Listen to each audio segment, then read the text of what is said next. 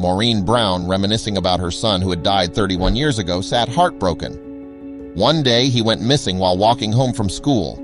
On that fateful day at work, Maureen was not prepared for the call she received. Her beloved son's disappearance had never been solved, that is, until someone recently called her. But before we start, make sure to subscribe if you haven't and hit that notification bell so that you won't miss any new stories. Maureen wanted her son back after so many years, and she was willing to do anything to get him back. An unknown caller called Maureen after a long day at work. It was revealed to her that someone knew something about her son's disappearance.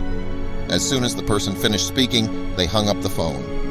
The shock left Maureen speechless. The tension in Maureen's mind was palpable. In fact, she became a little bit anxious knowing someone knew her number. She was 62 years old, and she spent her days volunteering at homeless shelters. A mother and a family with a missing loved one, she also established the Jermaine Brown Foundation. At the time of his disappearance, her son Jermaine was only 10 years old. Maureen remembered that day as if it were yesterday. It was the only time she regretted not allowing Jermaine to take the bus home. Jermaine did not want to wait for her on that fateful day since she had a school workshop to attend. According to him, he was a big boy and could walk home by himself. Jermaine was nowhere to be found when she got home from the workshop. In an attempt to locate him, she ran to her neighbors and asked if they had seen Jermaine. When Maureen confirmed that no one had seen him come home, she called the police. After the police arrived, they questioned her and eventually set out to locate Jermaine. Their first step was to follow the route he took, but they discovered nothing interesting. In search of her son, Maureen joined the police as well as her neighbors. A week turned into a month, then a month into a year. As Maureen searched for Jermaine, she found no trace of him. As a smart boy, she knew he would not get in a stranger's car. It was something she had taught him not to do. Maureen found herself unsure of what to do after months turned into years. It was offensive for the police to suggest that Jermaine was a runaway. They were on great terms as mother and son, and Maureen knew he loved her in her heart. His running away from home would be pointless. Maureen, however, had a concern. Jermaine had expressed an interest in knowing more about his father months before he went missing. Did Jermaine find his father without telling her and then run away with him? Why would he stay quiet for 31 years?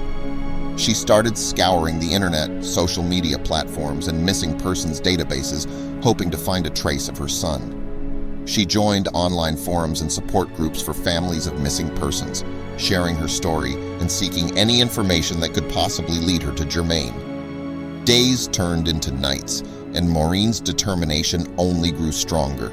She reached out to private investigators, seeking their help in uncovering any hidden leads.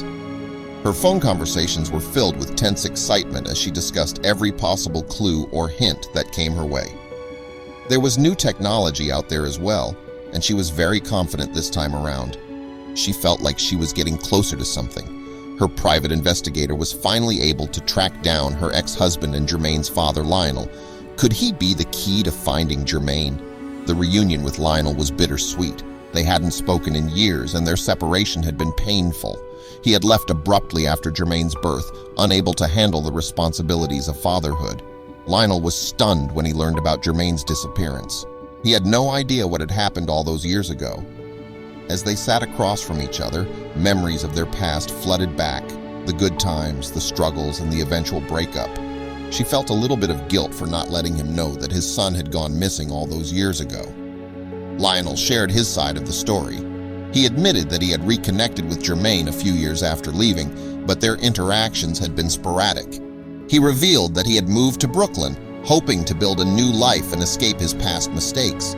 His voice trembled as he recounted the last time he saw Jermaine, a chance meeting at a local park. Maureen's heart sank. She wished Jermaine had spoken to her about meeting up with Lionel. She wouldn't have been angry, she would have only supported him. But now it was too late. Jermaine had been missing for 31 years already, and Maureen was on the brink of just accepting that he was gone for good. But then Lionel offered to help her. Lionel's offer to help was unexpected, yet Maureen saw a glimmer of hope in his eyes. He revealed that he had kept a diary during those years, chronicling his occasional interactions with Jermaine. He believed that these writings might hold a clue or insight into Jermaine's whereabouts. As the days turned into weeks, Maureen and Lionel painstakingly pieced together the fragments of Jermaine's life after he had disappeared. The diary entries unveiled a troubled young boy, torn between his longing for his father and his loyalty to his mother. They discovered that Jermaine had faced numerous challenges, often finding himself in difficult situations. Lionel's dedication to helping Maureen was a testament to his remorse and desire to make amends. The two of them grew closer as they navigated the emotional roller coaster of the past, finding solace in each other's company. Maureen knew that if they eventually found Jermaine, he would be so happy that his mother and father were on good terms. One evening, as Maureen and Lionel sifted through the diary entries, they stumbled upon an unexpected lead. A mention of a town and a vague description of a person Jermaine had befriended caught their attention. With newfound determination, they set out to explore this lead, hoping that it would finally bring them face to face with Jermaine. The journey took them across state lines to a small town in Connecticut. Maureen didn't know if they had in fact found the place where their son could be, but it felt like it was well worth the try.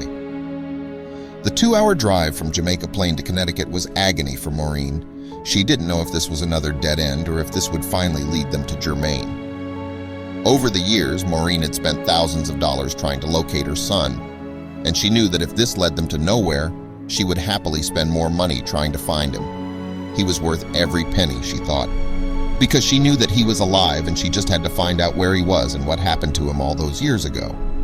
It wouldn't be an easy feat, but at least she wasn't alone anymore. Having Lionel by her side made it a little more bearable, and she was grateful for him sharing his diary with her. Without it, they might never have come across the lead. It seemed like Jermaine had befriended someone, and Maureen was sure that this person was responsible for his disappearance. But who was the person? Was it someone Jermaine had known before, or was it someone he had just welcomed into his life, not knowing that they had sinister plans for him? They were a few minutes away when Maureen received another mysterious call. "Don't go any further. He is happy where he is," the caller said, and then the line went dead. Maureen shuddered. There was still someone trying to keep her away from her son. And it seemed like someone was definitely watching her every move. Their search led them to a local fast food restaurant, a KFC. As Maureen and Lionel entered the establishment, their eyes scanned the faces of the customers, searching for any sign of Jermaine. And then, there he was, standing behind the counter, wearing the uniform of an employee. Tears welled up in Maureen's eyes as she saw her son after 31 years. Time seemed to stand still as their gazes locked, emotions too overwhelming to put into words. Would Jermaine recognize his parents after all this time?